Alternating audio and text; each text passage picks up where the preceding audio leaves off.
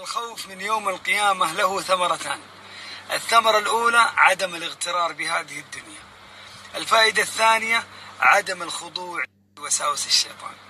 فقد بين الله جل وعلا هذا الأمر في سورة لقمان. اسمع وتأمل. الله عز وجل يقول: يا